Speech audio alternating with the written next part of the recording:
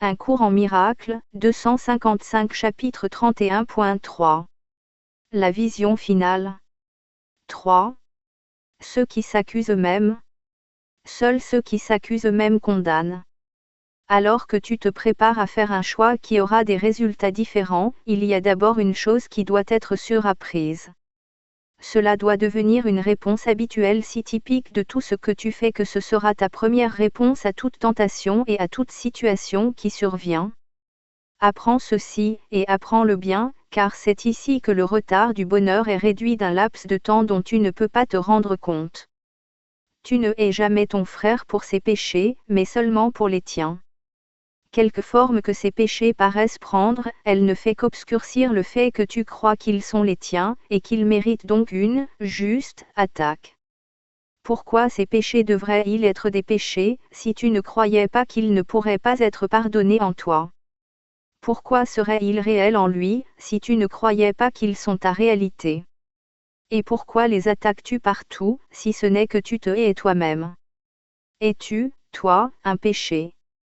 Tu réponds, oui, chaque fois que tu attaques, car en attaquant tu affirmes que tu es coupable et dois donner ce que tu mérites.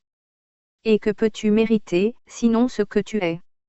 Si tu ne croyais pas que tu mérites l'attaque, jamais il ne te viendrait à l'esprit de donner l'attaque à qui que ce soit. Pourquoi le ferais-tu? Qui gagnerais-tu? Que pourrait-il en résulter que tu voudrais? Et comment le meurtre pourrait-il t'apporter un bénéfice? Les péchés sont dans les corps. Ils ne sont pas perçus dans les esprits. Ils ne sont pas vus comme des buts, mais comme des actes. Les corps agissent, les esprits non. Par conséquent, le corps doit être en faute pour ce qu'il fait. Il n'est pas vu comme une chose passive, qui obéit à tes commandements et ne fait rien du tout de lui-même. Si tu es péché, tu es un corps, car l'esprit n'agit point. Et le but doit être dans le corps, et non dans l'esprit. Le corps doit agir par lui-même, et se motiver lui-même. Si tu es péché, tu enfermes l'esprit au-dedans du corps, et tu donnes son but à sa prison, qui agit à sa place. Un geôlier ne suit pas les ordres, mais il les fait respecter par le prisonnier. Or c'est le corps qui est prisonnier, et non l'esprit. Le corps n'a pas de pensée. Il n'a pas le pouvoir d'apprendre, ni de pardonner, ni d'asservir.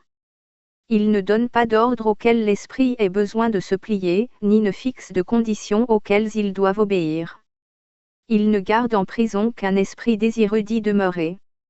Il tombe malade sur l'ordre de l'esprit qui voudrait devenir son prisonnier. Puis il vieillit et meurt, parce que cet esprit est malade en lui-même. Apprendre est la seule chose qui cause un changement. Ainsi le corps, où nul apprentissage ne peut se produire, ne pourrait jamais changer, à moins que l'esprit préfère que le corps change son apparence, pour convenir au but donné par l'esprit. Car l'esprit peut apprendre, et là se fait tout changement. L'esprit qui pense être un péché n'a qu'un but, que le corps soit la source du péché, pour le détenir dans la prison qu'il a choisie, qu'il garde et qui le tient aux abois, prisonnier endormi des chiens féroces de la haine et du mal, de la maladie et de l'attaque, de la douleur et de l'âge, du chagrin et de la souffrance. Ici sont préservées les pensées de sacrifice, car ici règne la culpabilité, qui ordonne que le monde soit comme elle-même, un lieu où rien ne peut trouver miséricorde ni survivre aux ravages de la peur, sauf dans le meurtre et dans la mort. Car ici tu es fait péché, et le péché ne peut pas supporter les joyeux et les libres, car ce sont des ennemis que le péché doit tuer. Dans la mort le péché est préservé, et ceux qui pensent être eux-mêmes péchés doivent mourir pour ce qu'ils pensent être. Réjouissons-nous de ce que tu verras ce que tu crois, et qu'il t'ait été donné de changer ce que tu crois. Le corps ne fera que suivre. Il ne peut jamais te mener là où tu ne voudrais pas être. Il ne garde pas ton sommeil, et il n'interfère pas avec ton réveil. Délivre ton corps de l'emprisonnement, et tu ne verras personne comme prisonnier de ce dont tu t'es échappé. Tu ne voudras pas garder dans la culpabilité tes ennemis choisis, ni garder enchaînés à l'illusion d'un amour changeant ceux que tu penses amis. Les innocents délivrent en reconnaissance de leur délivrance. Et ce qu'ils voient soutient leur délivrance de l'emprisonnement et de la mort. Ouvre ton esprit au changement, et ni ton frère ni toi n'aurez d'anciennes peines à purger. Car Dieu a dit qu'il n'y a pas de sacrifice qui se puisse demander, il n'y a pas de sacrifice qui se puisse faire.